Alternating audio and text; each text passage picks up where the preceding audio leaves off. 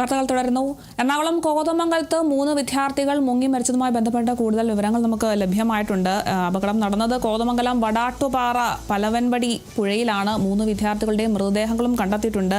ഇപ്പോൾ ഇന്ന് രാവിലെയാണ് ഇത്തരത്തിലൊരു അപകടം നടന്നതായിട്ടാണ് ഇപ്പോൾ ലഭിക്കുന്ന വിവരം. ഇടമലയാർ ഡാമിന് താഴെയുള്ള ഭാഗത്താണ് ഈ ഒരു പലവൻപടി പുഴ. ഡാമിലെ വൈദ്യുതോൽപാദനത്തിനൊക്കെ ശേഷം വെള്ളം തുറന്നുവിടാത്തതുകൊണ്ട് തന്നെ വേനൽക്കാലത്ത് വളരെ ശക്തമായിട്ട് ഒഴുക്കൊക്കെ ഉണ്ടാകും. അതുകൊണ്ട് നല്ല ഒഴുക്കുണ്ടാകുമെന്നൊക്കെയാണ് ഇപ്പോൾ നാട്ടുകാരുടെ ഒരു അഭിപ്രായം. എന്തായാലും കോതമംഗലം ബെസേലിയോസ് ഡെന്റൽ കോളേജിലെ വിദ്യാർത്ഥികളാണ് അപകടത്തിൽപ്പെട്ടതെന്നാണ് നമുക്ക് ലഭിക്കുന്ന വിവരം. എന്തായാലും 3 പേരുടെയും മൃതദേഹങ്ങൾ കണ്ടെത്തിയിട്ടുണ്ട്.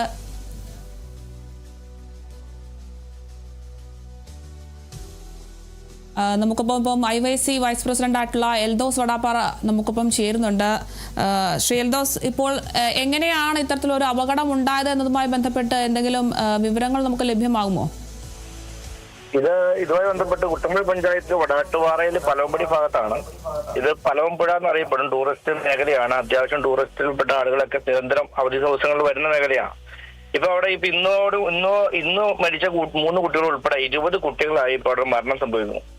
അപ്പൊ നിരവധി ബോർഡുകൾ വെച്ചിട്ടുണ്ട്. ആഴമുള്ള മേഖലയാണ്, മരണം സംഭവിക്കാൻ സാധ്യതയുണ്ട്, അപകട മേഖലയാണെന്നൊക്കെ പറഞ്ഞാലും ഈ കുട്ടികൾ പുറത്തു വരുന്ന കുട്ടികൾ അതൊക്കെ കമ്പി വേലി വലിച്ചു കെട്ടിയിട്ടുണ്ട്. എങ്കിൽ പോലും അത് മറികടന്ന് വന്ന് വെള്ളത്തിൽ ചടന്നാണ്.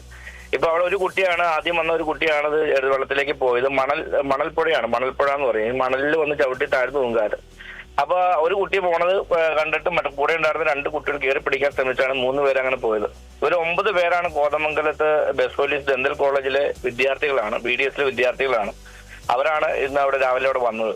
അപ്പൊ ഇതുമായി ബന്ധപ്പെട്ടുള്ള നിർദ്ദേശങ്ങളൊക്കെ കൊടുത്തിട്ടുണ്ടെങ്കിലും വരുന്നവർ അത് ശ്രദ്ധിക്കുന്നില്ല എന്നുള്ളതാണ്. നിരവധി അപകടം ഇതിനു മുമ്പ് ഉണ്ടായിട്ടുള്ള മേഖല കൂടിയാണ്. ഇപ്പോൾ ഈ വേനൽ മഴയൊക്കെ ശക്തമായതുകൊണ്ട് തന്നെ അതും ഒരു കാരണമായിട്ട് പറയാൻ പറ്റുമോ? അത് മാത്രമല്ല, ഇപ്പോൾ 3 മൃതദേഹങ്ങളാണ് കണ്ടെടുത്തിട്ടുള്ളത്. അപ്പോൾ ഇവർ 3 പേരും മാത്രമേ ഉള്ളൂ, അതോ അതിൽ കൂടുതൽ വിദ്യാർത്ഥികൾ ഉണ്ടാകാനുള്ള സാധ്യതയുണ്ടോ? ഇത് 9 വിദ്യാർത്ഥികളാണ് ഇവരോട് വന്നിട്ടുള്ളത്. സംഘം ചേർന്ന് വന്നിട്ടുള്ളത് 9 പേരായിരുന്നു. പക്ഷേ 3 വിദ്യാർത്ഥികളാണ് വെള്ളത്തിൽ പോയിട്ടുള്ളത്. ബാക്കി 6 വിദ്യാർത്ഥികൾ അവിടെ ഉണ്ട്. ബാക്കി സ്ഥലത്തുനിന്ന് ഇപ്പൊ എല്ലാവരും പോയി. ഇപ്പൊ കോതമംഗലം ബെസോലിയോസ് ഹോസ്പിറ്റലിലേക്കാണ് അവരെ കൊണ്ടുപോയിട്ടുള്ളത്. അവരുടെ ബോഡി ബെസോലിയോസ് ഹോസ്പിറ്റലിലെ മോർച്ചറിലാണ് സൂക്ഷിച്ചിട്ടുള്ളത്.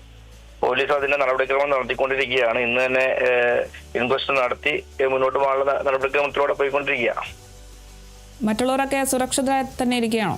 ബാക്കി എല്ലാവരും കൂടെയുള്ള കുട്ടികളൊക്കെ ഭയമൊക്കെ ഉണ്ട്, പേടിച്ചിട്ടൊക്കെ ആണെങ്കിൽ പോലും സുരക്ഷിതമായിട്ടിരിക്കുക.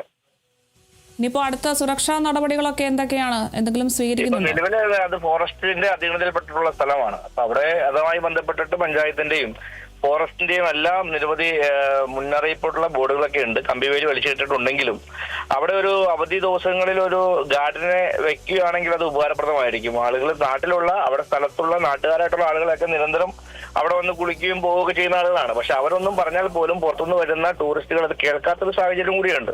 ഈ ടൂറിസ്റ്റുകൾക്ക് ഒരു പ്രത്യേക പരിഗണന ഉണ്ട് എന്നുള്ളത് അത് മുതലെടുത്തുകൊണ്ടാണ് അങ്ങനെ മുന്നോട്ട് പോവുക. പക്ഷേ അത് ഫോറസ്റ്റ് അധികാരികളെ ബന്ധപ്പെട്ടിട്ട് അവിടെ ഒരു അവധി ദിവസങ്ങളിൽ ഒരാളെ ഒരു ഗാർഡായിട്ട് നിയമിക്കുന്നതുമായി ബന്ധപ്പെട്ടിട്ടുള്ള ഇടപെടൽ നമ്മൾ നടത്തും. ഈ പുഴ എങ്ങനെയാണ്? അടിയൊഴുക്ക് കൂടുതലുള്ള ഒരു ഭാഗം വല്ലതുമാണോ ഈ കുട്ടികൾ? നല്ല ഒഴുക്കുള്ള മേഖലയാണ്. ഇപ്പൊ വൈദ്യുതി എടമയാർ ഡാമിനോട് ചേർന്നുള്ള സ്ഥലമാണ്. എടമയാറിൽ വൈദ്യുതി ഉൽപ്പാദിക്കുന്ന സമയത്ത് കൂടുതൽ വെള്ളം ഒഴുക്കി വിടുന്ന മേഖലയാണ്. അവിടെ ഭയങ്കര ആഴമുള്ള ഒരു മേഖല കൂടിയാണ്. അടിയൊഴുക്ക് സാധാരണ ഉണ്ട്. പക്ഷെ അത് കൂടുതൽ മണൽത്തിട്ടുകളാണ്, മണലാണ്. അപ്പൊ ഈ മണലിൽ ചവിട്ടി താഴ്ന്നു പോകുന്ന ഒരു സാഹചര്യമാണ് അവിടെ എല്ലാ മരണത്തിന്റെയും കാരണം. കാരണം കാണുമ്പോൾ അതൊരു വളരെ ഭംഗിയും ഇറങ്ങി നിൽക്കാൻ പറ്റുന്ന ഒരു സാഹചര്യമൊക്കെയുള്ള നേരെ കൂടിയാണ്. പക്ഷെ അത് ഭയങ്കര അപകടത്തിലേക്ക് എത്തുമെന്ന് പുറത്തുനിന്ന് വരുന്നവർക്ക് അറിയാൻ കഴിയില്ല. പക്ഷെ നാട്ടിലുള്ളവർക്ക് അതിനെക്കുറിച്ച് അറിയാം. അതുകൊണ്ട് നാട്ടുകാർ കൂടുതൽ അത് അപകടം സംഭവിക്കാറില്ല.